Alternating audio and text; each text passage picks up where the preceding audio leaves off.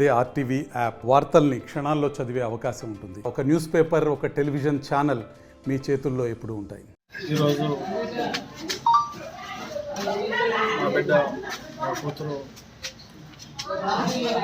కాలం చేసి 2వ సంవత్సరం జరుగుతూ ఉంది. చాలా దురదృష్టకరం. ఇట్లాంటి బాధలు ఏ కుటుంబానికి కూడా రాకూడదని భగవంతుని కోరుకుంటున్నాను.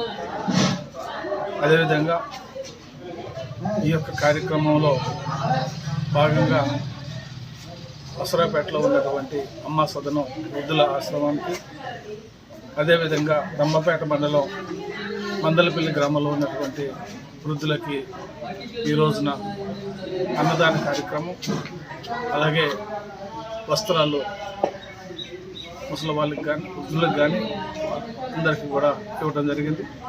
ఈ కార్యక్రమంలో నాతో పాటు స్థానికంగా ఉన్నటువంటి పెద్దలు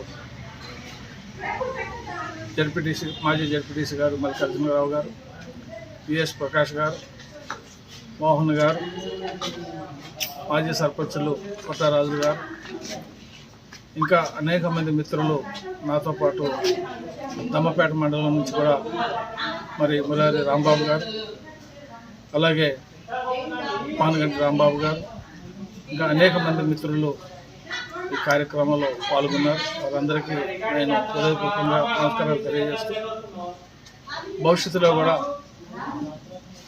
నా భార్య పేరు మీద, నా కూతురు పేరు మీద ఇంకా ఇలాంటి సేవా కార్యక్రమాలు చేయాలని నా ఆకాంక్ష.